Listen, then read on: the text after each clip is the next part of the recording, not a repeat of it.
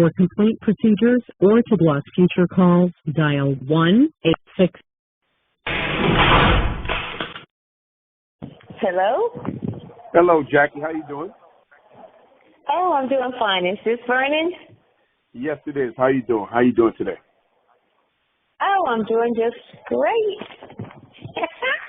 Okay, well, thank you for calling. Okay.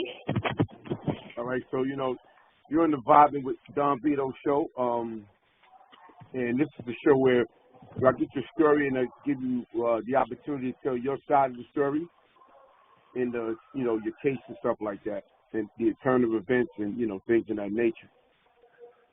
Okay. All right, I think. Go ahead. Now, what you was gonna say?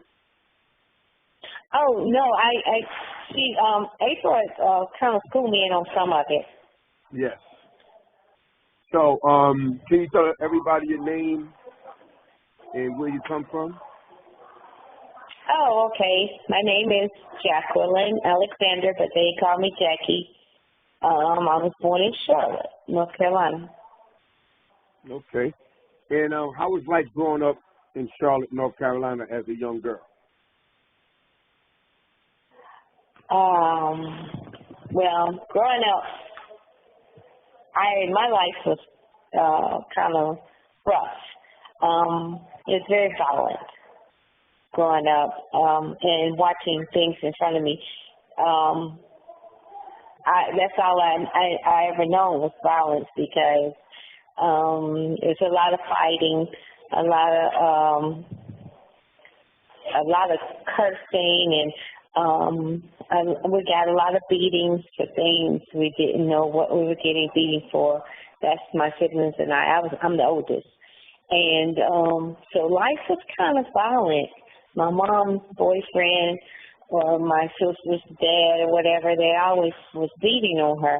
So that's where the violence come in at. I witnessed that firsthand with them beating on my mom growing up.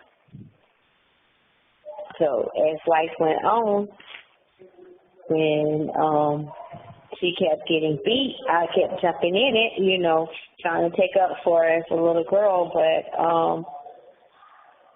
not that they could do anything. Several times my sister's dad tried to kill her, and I think had I not been there, he would have been successful. But then as I started growing, I became very violent, and I became the abusee instead of the abuser. I became the one doing the abusing, and there was a lot of alcohol, and then in my lifetime, I started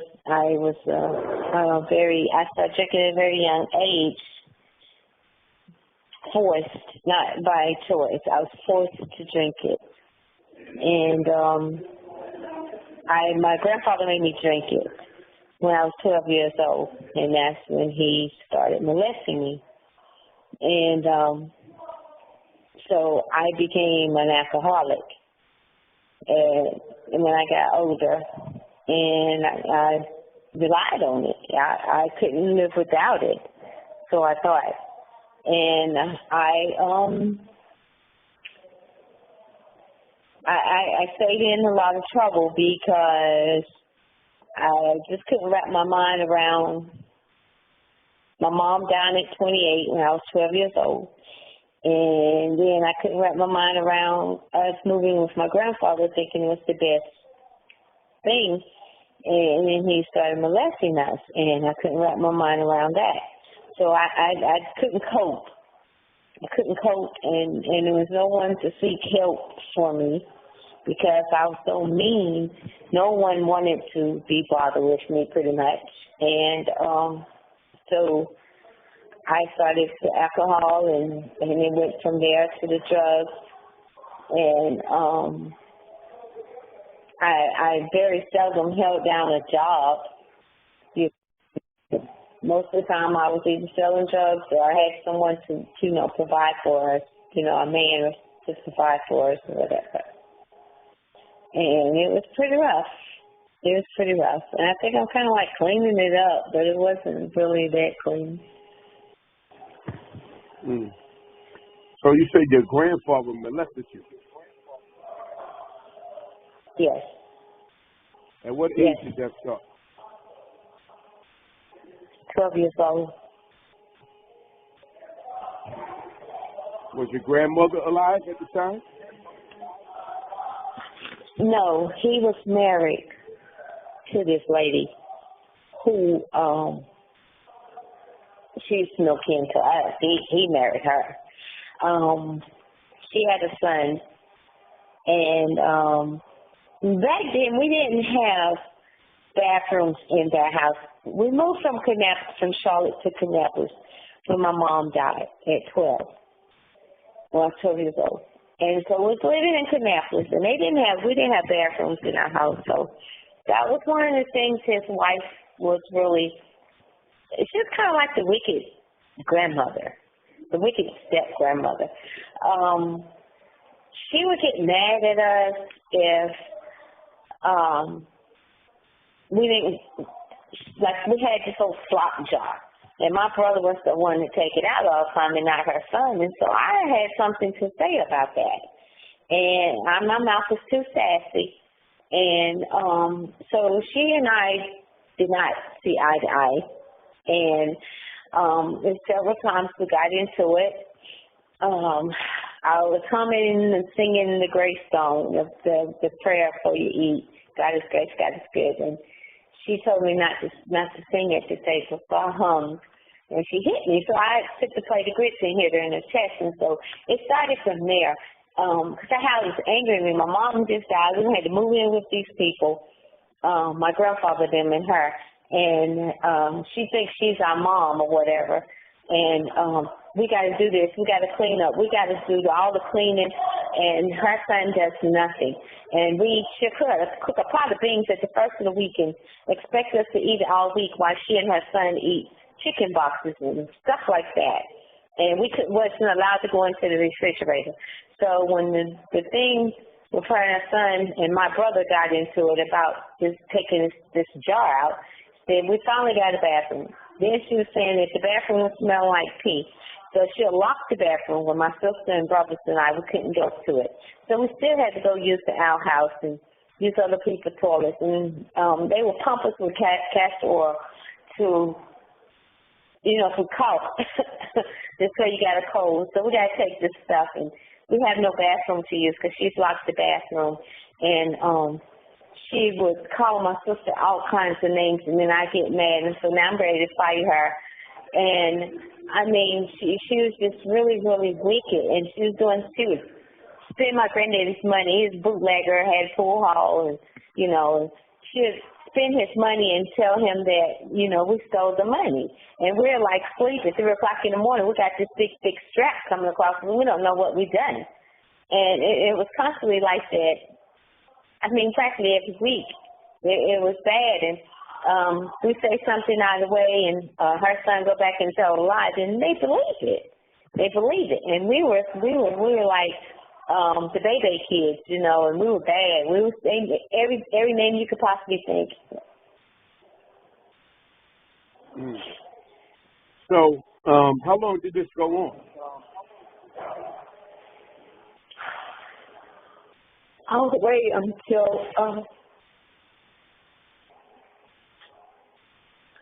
I ran away from home. We couldn't tell nobody because we were scared. Because I seen him shoot a man in his pool hall, and they didn't do anything to him, the police or anybody, So, and he had said if I was to ever say anything, he would kill me. So I actually believed it. So I was scared. And so it went on. I was 12, and I ran away from home when I was like 15. I ran away home when I was like 15, almost 16. And that's when he and I really got into it because he didn't want to give me my permit. Then when I had got my driver's license, he took that and he told the people down there that I was a reckless driver, and so they wouldn't let me have my license or anything like that. And then it was my my next to the, I'm the oldest, then it's my brother, and then it's my sister. It's 5 of us. But my next to the oldest sister, he started molesting her. And, you know, I ran away, and he tried to make me come back. And so when I did come back, I had to come back because I was still underage. So I had to go back. And so when I turned 18, I went and got married just to get out of the house. It wasn't for love. It was just to get out of the house, just to keep from having to live there. And thinking I was in love. Just whatever the case may be, I was just ready to get out of there, however I had to get out of there. And then went home from 12 to about practically 18. All right, so you got married, and then where did you live at? Same town? Same town, yes. Kannapolis. All right, so when you got married, did life change for you for the better?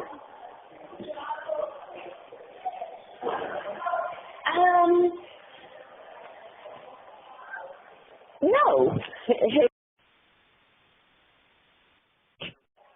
I'm sorry, Bernie. I know this thing is so sensitive. I bent over to get tissue, and it cut off on me. No, that's all right. You know, it happens sometimes. I'm glad you called back. Yes. So I had asked you the question, would your things get better when you moved?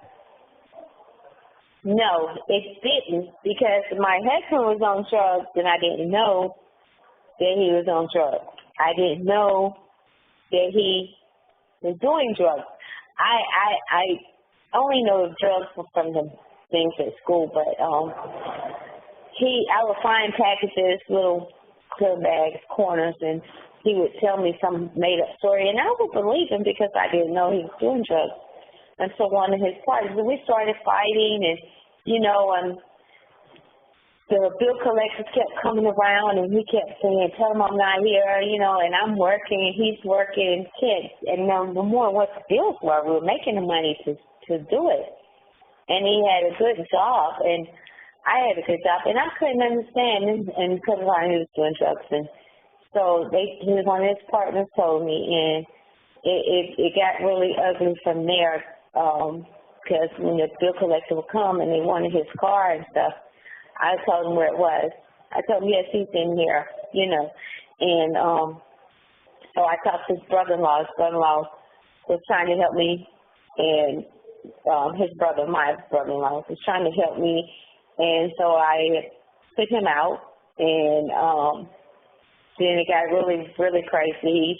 He kept coming for me, wanting to fight me in public and that sort of thing. And with my mindset, my mind was like, oh, I go from 1 to 1,000 and you know, before the dime can hit the floor. And so when he comes for me, I just go for what I know. I go for whatever I can get my hands on. And so I just cut him up real bad one time because I didn't know if he's going to hurt me. You know, I just didn't have the right kind of mindset.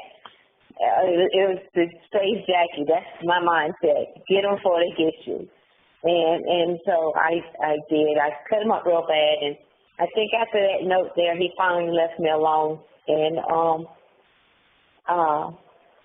so I kept hanging around people who was drinking and tooting powder, and I ended up trying it. And one thing led to another. So life didn't get no better. It didn't get no better. It just went downhill from there. Everything did. And then with my attitude and the way I acted and as mean as I was and hateful as I was, no one wanted to step in and tell me you're making a mistake or whatever. Nobody even attempted to try. And so it just went downhill. Everything went downhill at that point. Yes. Yes. So let me ask you a question. So, how long have you been incarcerated? I'm coming up on 23 years now. June will be 23 years. And how old are you now? Today, I turned 59 today. Oh, wow. Happy birthday. Happy birthday. Thank you. Yes, happy birthday to you. Okay. Thank you. You're welcome.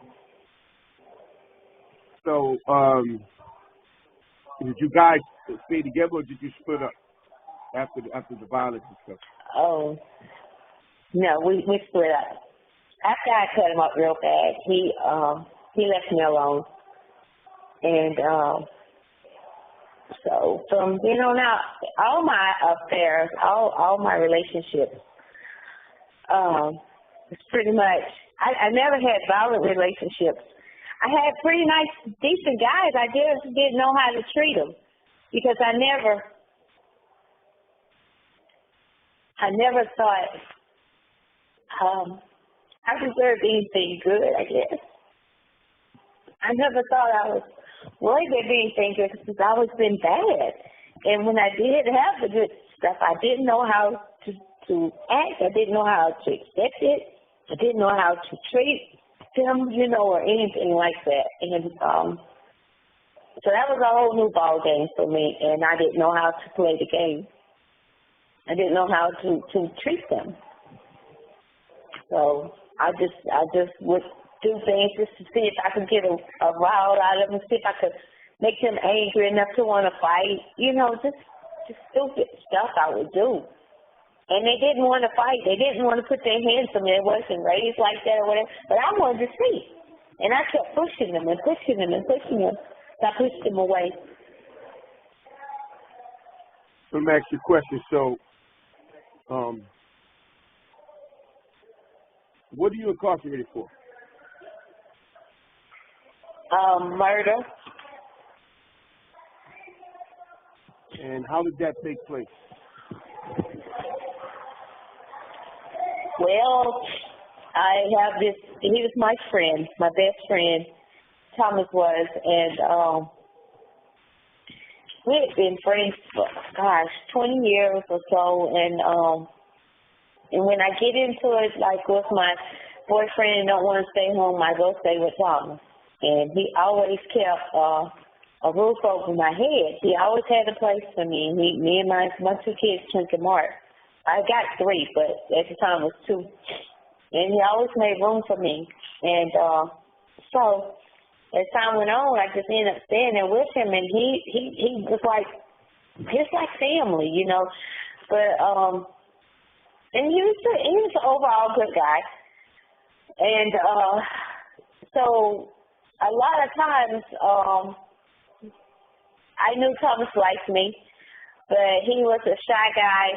I guess the only way I can describe our relationship, his and ours, is like Forrest Gump with Jenny. That's the only way I can describe our relationship with him. He was not my type. He was a quiet, nerdy type guy, and he'll do whatever I say do. And I mean, and he was, but he never pushed himself on me or never tried to advance on me or anything like that. But he was just always there. He was always there. He was always there when I got in trouble, come and got me. He was always there with a roof over my head for me.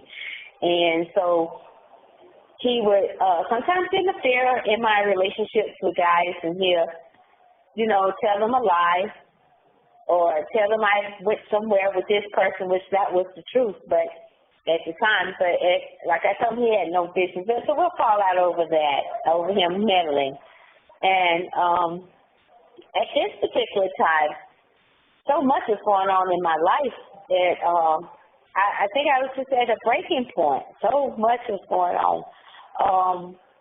There's a lot going on there. I wanted to, I was back and forth. I had just got this job at Philip Morris, and I wanted to keep it. It was a third shift job.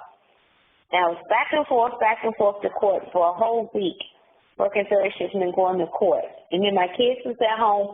They didn't want to work. They was of age, not trying to work. One was, one wasn't. One didn't want to go to school. So I was battling out with them. And then I was fighting, trying to come off the drugs. I didn't want to do the drugs anymore. So I had a lot going on there. And so my boyfriend at the time, I told him that I wanted to go to church and give my life to Christ and just end this stuff. I'm tired. So he was like, well, wait till I'm off and we'll go when I'm off. So, but that weekend, I always kept children. I've had kids all my life on the weekends. But this particular weekend, I didn't have no kids. So it was my sister's birthday, June the 12th, and my daughter was over our house keeping kids. So I was like, why are you over there keeping the kids? Why aren't they over here?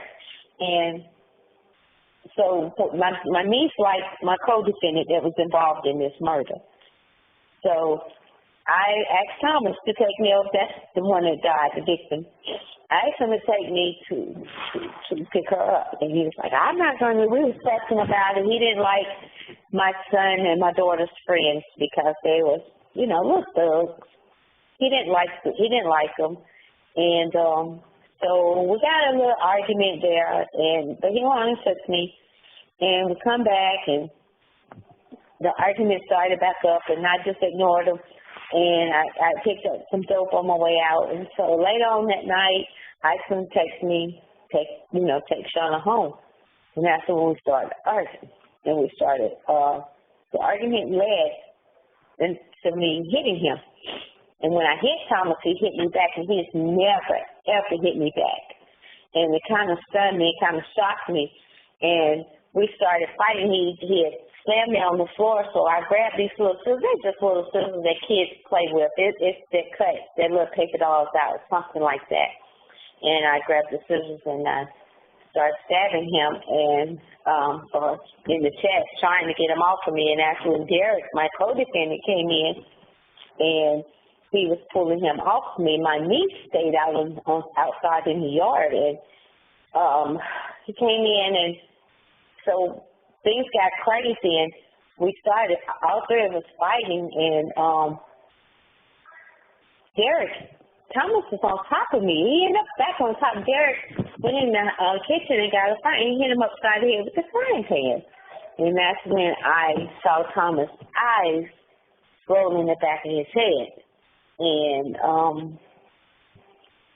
eventually he ended up dying, and we tried to cover up the body by burning it and leaving it in the trunk of the car burning. And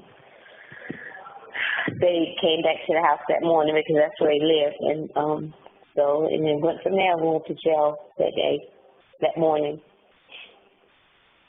And my co-defendant told him that I did everything, and I hit him and all this in the head and everything was put on me. And then they the system kind of put it on me too, because they said I was the adult. Derek was 16 at the time, and I was like, it doesn't matter. He's a thug, but it didn't matter. I already had a record anyhow, so they didn't want to hear anything I had to say. So I was the victim again, but I was wrong with my part I played in it, and I tried to write a letter. I wrote the letter, tried to get it to his people and tell them my part in it. I was wrong for what I did, and but I never heard back from them, but we did a documentary, I think it's like in August of 2008, if I'm not mistaken, and I saw Derek's part, and he pretty much blamed everything on me, and I was like, oh, okay, nothing I can do about it. Nothing I can do about it. So you said he did a documentary? I did, in 2008. I think it's in 2008. And who was it with? Huh? Who did I do it with? Who did the documentary for you, yeah. The We People, the We production? Yes. So, when you went to court, did you go to trial, or did you take a plea? What happened? I went to trial because I'm like, I didn't kill him. I only had a hand in there, and I know that's just as bad, but I don't know, my trial was crazy because I only had 10 months to prepare. I went to jail June the 14th, 1998, and April the 14th, 1999, I was sentenced. Everything was done quickly in 10 months with a capital murder case. And so our heads were spinning, and nobody knew what was going on. And they never would change, you know, the venue, and it was a little town. And so in court, I mean, they threw up my past. They said stuff that happened at the crime that they said I did, which I didn't. And the things I did do, I told him I did. So I just couldn't see me being charged with murder. But sexually, yes. Helping, yes. But I had to take the rap, and it was okay because there wasn't anything I could do about it at the time. And they said it was going to appeal. And I told my attorney, I had two attorneys, and I told the one everything because that one, he never even heard anything that happened. It was like, this gets this over with, basically. He never even listened to anything that I had to say or tell him what had happened. But, yeah, he ended up charging me for first-degree murder. And I was facing life or the death penalty. You said you were facing life or the death penalty? Or death, yes. It was up to the jury. And they gave you life? Life without parole, yes. How much total time did they give you? Life without parole, and like 2 weeks before my trial, they came and served me a robbery charge. They said I robbed him, which I didn't. That was Derek that did it, but he told him I did. I don't know how it came about 2 weeks before after being in there 10 months. But they came and my lawyer told me they got to have a motive. They got to find a motive to blame murder on. They got to have a motive, and that's their motive. So anyhow, they brought that up there. So I want to say 17, like close to 17 years, life plus 17.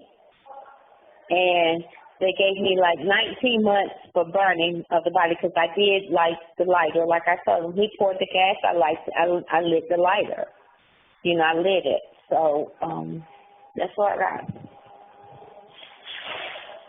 So you guys burned the body in the trunk of the car? Yes. And yes. Did you hide the car, or how did they find the car? No. We left it on the bridge, scared. Walked back to the house, tried to clean up the mess, and it was like, you know, it was like blood everywhere, and so it was kind of hard to clean it up, you know. Yeah. How much time did your co-defendant get, being that he put everything on you? He got something to 25 years, so he did like 19. He did like 19. He's out. Wow. Do you guys communicate at all? No. My daughter's seen him a couple times in the stores or whatever, and he tried to avoid her, but one incident she made him speak or whatever. I told just let it go, you know, because at the end of the day, it's all in God's hand. Everything is. It's just what's done is done, and all we can do is make things better instead of worse. So don't make him speak. So since you've been incarcerated, what have you done with this time while you've been in jail? Oh gosh, everything. I've taken a lot of classes, a lot of self-help classes. I even went to mental health because back in the day, they used to tell us mental health was for crazy people. So I always thought I ain't going on mental health. But I went. One of the social workers picked me out, and she made me go. She said I need it, and I did. And so I was able to deal with the things that was, you know, that had a hold of my life, and I couldn't let go of. And one of them was the molestation of my grandfather, and my mother's dying, and the abandonment. Nobody being there for me. So I was able to deal with that, and I did. I started my AA degree when I went to Troy. I took a bunch of computer classes, and I've got like 11 more classes for my AA, and I've taken all the cook school classes. I've been the Kairos Rector. I've been the president of Women's Service Club. I've been like the role model inmate. Play sports. I've been the coach of all of it. Bible studies and dance team, choir. And pretty much I've been in all the self-help groups, classes they've had. Got a slew of certificates on my job. I'm on the apprenticeship now for the enterprise where I work. So, I mean, I've done a lot. Got a lot done. It sounds to me like you matured and you turned your life around. Yes. I have. I don't know. I would say that I was like, I had read something one time, and it was something about when you're being molested or raped, your life story's already been told. But I guess it's all the choices you make, and I could have straightened it up. I could have done better, but I didn't. But a lot of times I was, I just had the pain. I just had so much pain and so much hurt from my mom dying with 5 kids, and then I didn't have a good experience with God because my mom, when she was sick, this pastor making all this stuff up, selling it to her for a lot of money, and he swept down he was, you know, the healer, and my mom was dying, and he made her move in his house and was taking her money, and he didn't like me. He didn't want me to touch her or anything, so we would sit in church all day. So I really was really angry with God, and I didn't want to have anything to do with God. But my pastor now, he came to me, and he went through everything, and he saw what I needed, and he said she needs to be loved. She's never felt love, and I hadn't. I just thought love was violent because that's the way it was, you know, like that's what it was shown to me. And so he came and he just showed me love, and he was just there for me through the good and the bad and the ugly, him and his wife. And so yeah, I accepted Jesus, and my life has been a turnaround. Well, I used to hate. I don't hate people anymore. I don't want to fight people anymore. I don't want to hurt people anymore. I don't like that stuff anymore. That is what I'm so totally against, and I just hate seeing it in the young girls now. And it just breaks my heart, and I just have to look at them and say, no, I was just like that. And I just have to thank God for a change. And I would never go back to that life ever again. That's good. That shows growth, and God is everything. God is everything. Yes, like you said, yes, He has. Nobody can judge you. Only God can judge you, no matter what you did. That's right. Always remember that. That's right. That's right. Always remember that. Everybody has done something wrong. You know, some That's done right. more than others, but we're all sinners. We're born into sin, and the only one can judge us at the end of the day is God. If you keep living your life, That's right. you keep your head up, and everything gonna I be will. all right. No matter if you're in jail, no matter if you're in society, as long as you got God in your life, you're gonna be all right. I will. But I think we have this bill they passed, Vernon, and if you were sentenced on October the 1st, 94 to October the 1st, 98, it's like in North Carolina, it's like 200 of us that fit that bill. And it's coming up on 25 years.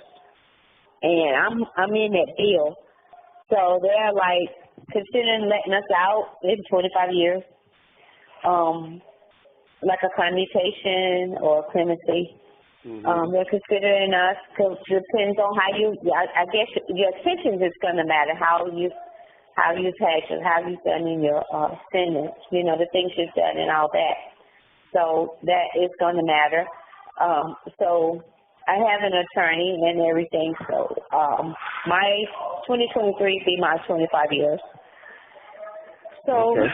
They're looking at, and it's like 9 women, maybe 9 or 10 of us women that gets that bill. So we're looking to see what happens. I definitely wish you the best of luck on that. And oh, thank you. This interview right here would definitely help, because people get to hear your side of the story opposed to what they read in the newspapers and stuff like that. Yes. Yes. Also, I would like to go ahead, finish.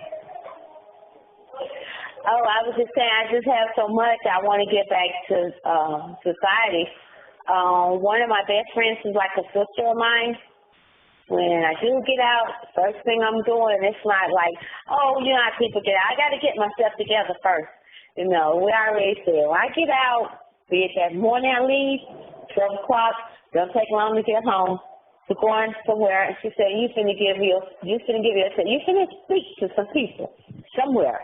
So we got a lot of them things, a lot of that engagements set up for when I do get out. And that's one of the things I want to do, is try to help those that may feel like you're not loved, or is not a way out of being molested by someone you love and trusted, and that there is a better way, and to let them know that there's a better way.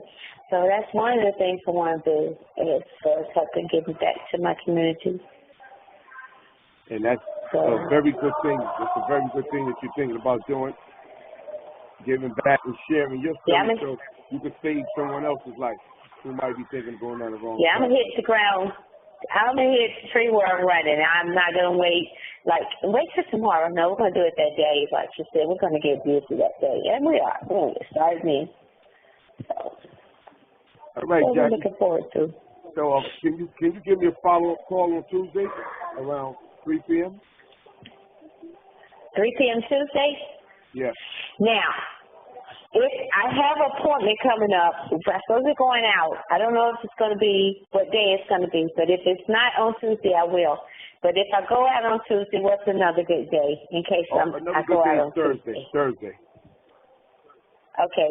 Tuesday would be at 3, and Thursday, if I go out, 3? Yes, same time. Okay. What time can you call? What time can you call on Tuesday? What time can you call? Any time after 8 o'clock in the morning when they give us our tablets. All right, so how about you call me 1 o'clock? After 12? About 1 o'clock. Okay, 1 o'clock is fine. You call me 1 o'clock on Tuesday, and we'll talk more. All right. Thank you so much. You're very welcome. Yeah. Thank you for coming to the Vibing with You have 60 seconds remaining. And on Tuesday, no time, just right. Right on time. All right. Thank you, Vernon. Once again, have a good day. Birthday. Happy birthday, Jackie. Oh, thank you. Have a good day. To you next week. You too. All right. Okay, Tuesday bye-bye. at 1. Okay. Have a good one. Bye-bye.